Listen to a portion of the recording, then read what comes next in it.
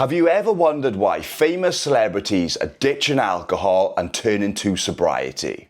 I believe it's because it's holding them back. I also believe it's holding you back. In this video, we're going to cover why Joe Rogan quit alcohol, how he did it, and what we can take from his decision, then apply it to your life. So you can stop feeling like you're spinning your wheels in the mud. And that's when I quit drinking. Right. Which you know I did, right? Yeah. You know I quit drinking. I quit too. When? A month ago. I knew that you weren't drinking. Yeah, but I didn't know. Stop drinking. I didn't know that it was a. Yeah, I think I'm done. Yeah. Quick introduction, my name's Ben. I'm almost 5 years sober. I've made over 100 videos on quitting alcohol. I've also made a full video course, How to Quit Alcohol and Rebuild Your New Identity. It's free for a limited time only. Link is in the description. On a podcast recently, Joe Rogan told Ron White that he'd quit alcohol for good. Joe Rogan isn't someone that we typically look at to having a problem with alcohol. In fact, me included, would aspire to be like him someday. Despite leaving Spotify last year, he was the top podcaster for 2024 with an ever-growing male audience. Aside from having the #1 podcast in the world, Joe Rogan is probably the most sought-after MMA commentator in the world, having worked for the UFC since 1997. He publicly stated there's a clause in his contract, if Dana White leaves, so does he. That's all you need to know about how well respected he is. So why would he quit drinking? Is he sick? Did something bad happen?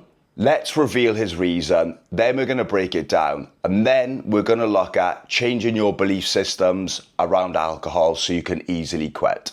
I can't guarantee that it will bring you the successes of Joe Rogan, but what I will guarantee you, as a sober person coming up to 5 years, you will start to feel like you can and will achieve anything you put your mind to.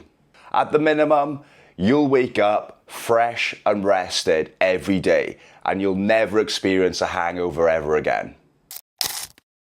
For no reason other than it's not good for you. Yeah. No, I didn't have to. I enjoyed it. Right. No, you were having a good time. I was watching. But the days after drinking were just too rough. And I'm like, what kind of a moron who takes so good care of his body is poisoning himself a couple of days a week for fun? You know, why am I doing that? And then I'm like, well, will I have the same amount of fun if I don't poison myself? Turns out, yes. There's two huge, massive points I want to touch on with this clip. The reason that so many of us can't quit alcohol is because we have a belief system baked into our subconscious that if we cut alcohol, then we can't have fun anymore. This was me included. How the hell would I be able to socialize with drunk people, let alone have the confidence to turn up to a party sober? I have a whole section on this, on how to build your new identity, and it's in my course. Link is in the description. I suggest you check it out. What we actually miss when we stop drinking is excitement, not fun. They're two different things. It's that feeling of getting ready to go on a night out, not knowing what will happen or where we'll end up. Or maybe it's that we've had a stressful day at work and we want to drink at home because we want to escape reality and feel that warm, comforting, fuzzy feeling that alcohol provides us. But Joe touched on this point perfectly. You're drinking poison. Alcohol is a harmful toxin. There's no two ways around it. It's also a drug. It's the worst one that you can take.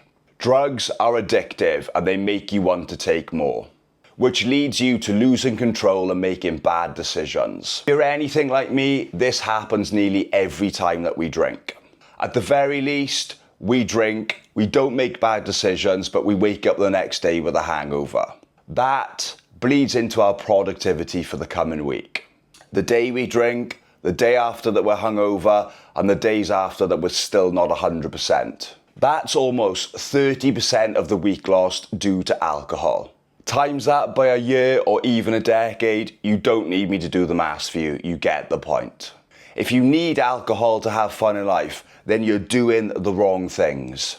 Trust me when I say this, I soon realised that I didn't like the places I was going to or the people I was with when I didn't have a drink in my hand. It just felt forced and awkward, and that was a sign to get out. I want to tell you about Bradley Cooper. I've spoken about him on my videos before. I got sober at 29 years old, and you know, I've been sober for 19 years. Been very lucky. Good for you.